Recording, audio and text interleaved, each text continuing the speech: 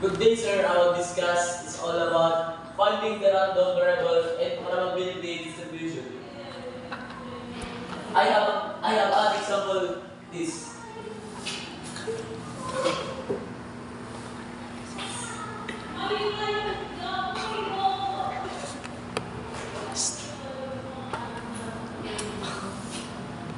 Hoy, bakit ba kayo nandito? Tumahimik ka. Sabi mo yun.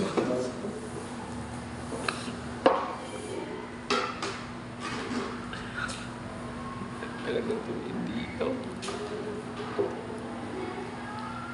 Ewan saan mo siya dito. Umel.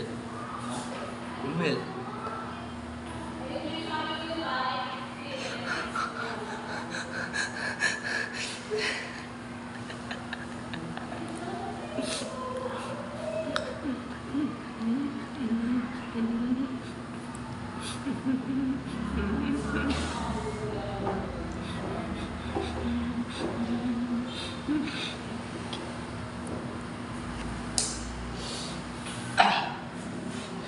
Hindi mo ka. Sasalita ka naman siguro kanina.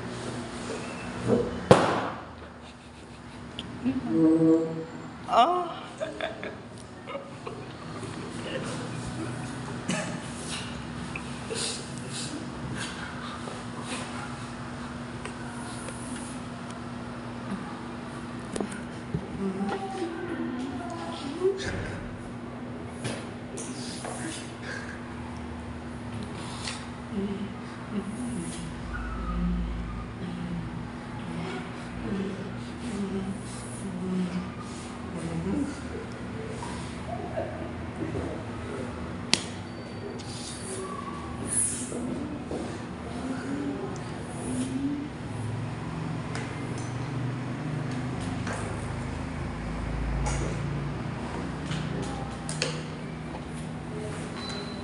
Now, Ikaw. Sige na. isolve na po natin siya. So, 0 times 2 is equal 0. Divided by 10 is equal 0. Then, 2 times 1 divided by 10, 2 all over 10. Sa pangatlo, 2 times 3 is equal 6 all over 10. Then, 3 times 1 divided by 10 is 3 all over 10. Then last, 4 times 2 divided by 10 is 8 all over 10. So, kukunin ko natin yung mean niya bago natin makukuha ito sa fourth chart. So, pag-plus ko lang natin yan, yung mean. 2 all over 10 plus 6 all over 10 plus 3 over 10 plus 8 over 10 is equals 1.8. Then, yung nakuha po natin mean, i-minus po natin dito sa first column. 0 minus 1.8 is negative 1.8. Then 1 minus 1.8 is equals 0.8. Then sa 2 minus 1.8 is equals 0.2.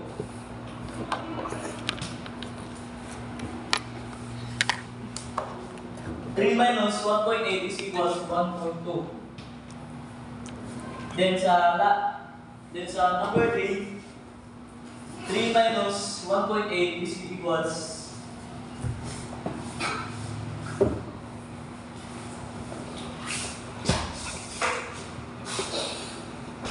sa last na 4 minus 1.8 is equals to 2.2.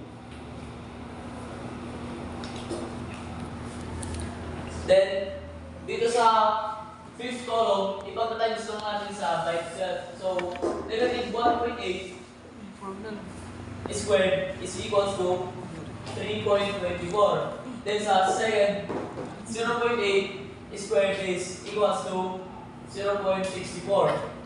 Then sa number 2, 0.2 squared is equals to 0.04.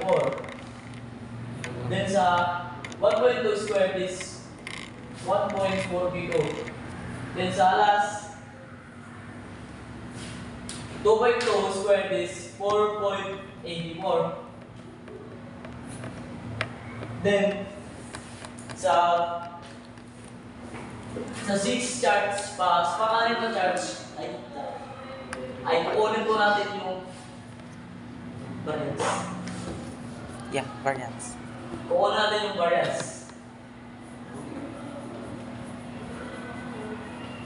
Ipagpa-plus po natin lahat yung nakuha natin yung variance niya.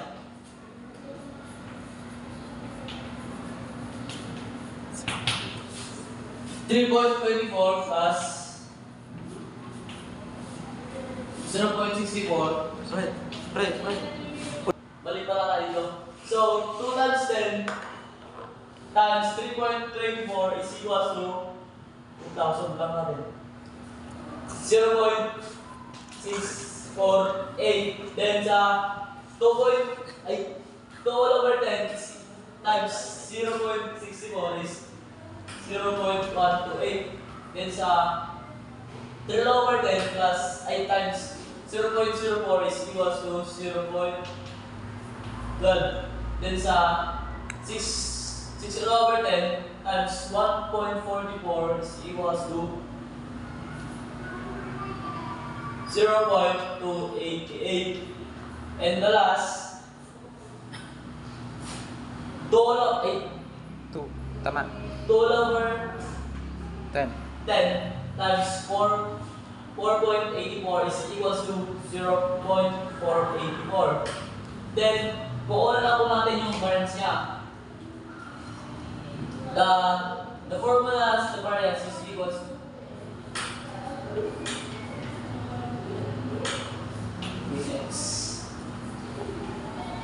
is equals the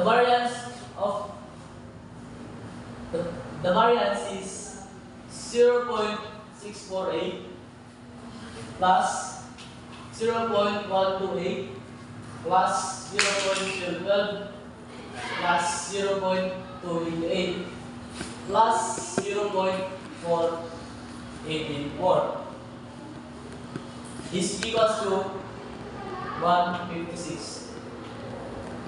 Then, kukunan na po natin ang kanyang standard deviation.